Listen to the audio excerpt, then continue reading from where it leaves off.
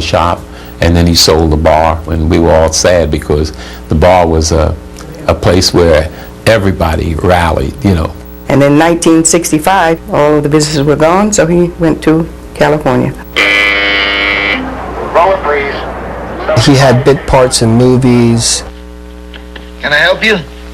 Didn't you used to be Sugar Ray Robinson? Still am. He lived with handouts from friends and celebrities.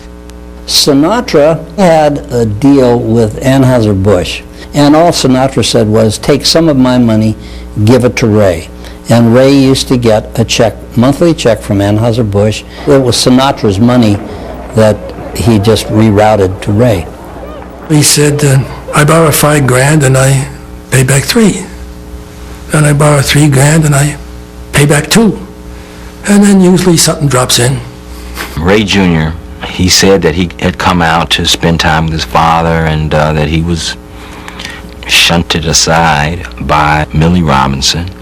Well, Millie was always extremely, extremely jealous and possessive. My mother had a hard time to talk to her own son by himself because Millie had to be in on everything that happened with brother.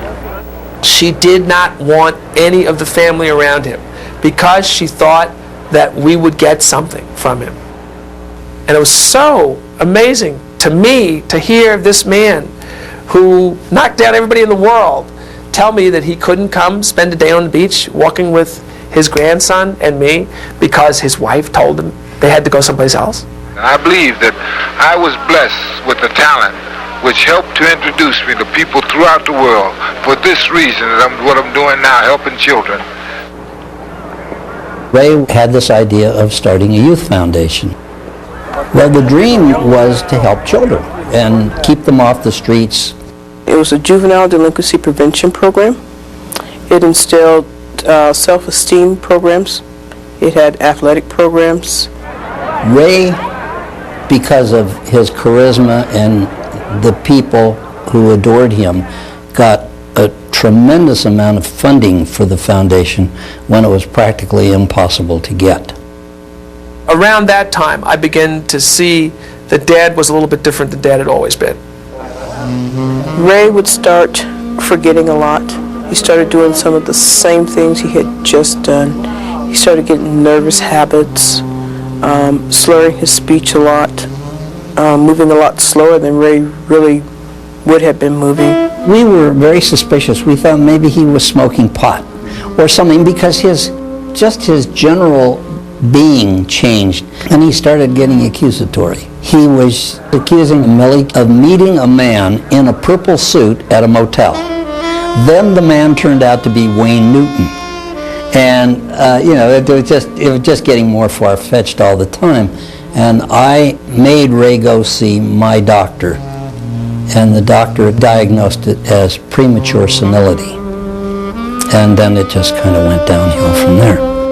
He would sit there looking straight ahead, and Millie would bend down to him and say, Ray, Dave Anderson's here. Dave, say hello. And his face would brighten. He'd stand up, he'd shake hands, sort of give you a little hug, and then he would sit down again and go right back into that glazed look. Sort of a droning sound came from his throat. It wasn't so much sad as it was revealing about life, fighters.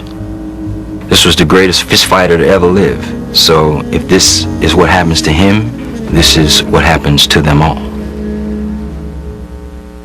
My mom and I had this conversation about him. I said, Donnie, I'm not going to see him again. Something's going to happen. He said, well, let's go. So we jumped on a plane and we went out to see him in California.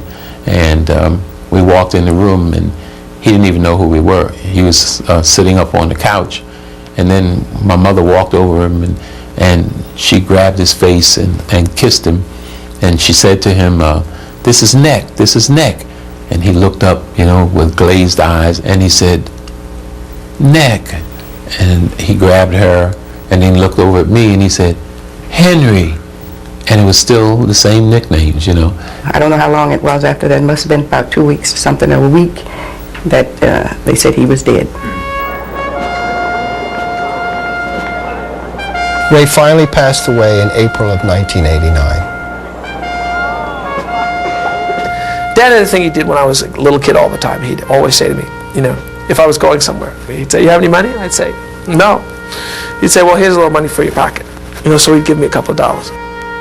So when I got to the church and the body was in state, I walked in and I, you know, said my farewells and put a little couple of dollars in his breast pocket. I said, "Here, old buddy, there's a little money for your pocket."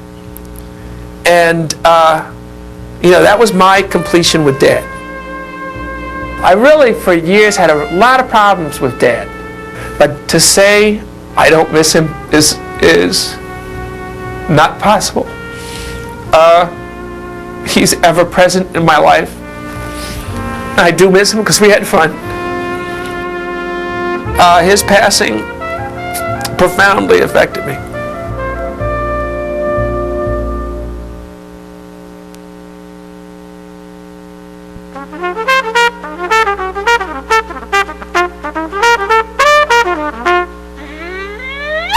The business that Ray Robinson championed is a brutal, debilitating, ugly business. But he championed it beautifully. I have to put him in the pantheon of pugilism. That's his place. The greatest pound for pound that I ever saw. And as a human being, he was a man wrestling with his own problems. Anybody can lead a life in which everything goes smoothly. What's much more interesting is the flaws. Mistakes will be made. It's a question of what you do after. His record at the end of his career was 175 victories, and he had 110 knockouts.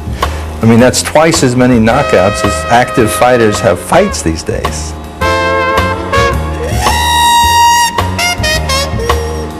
First of all, there will be no one who fights that many times. Second of all, there will be no one who wins that many times. And lastly, there will never be anybody that looks as good doing it.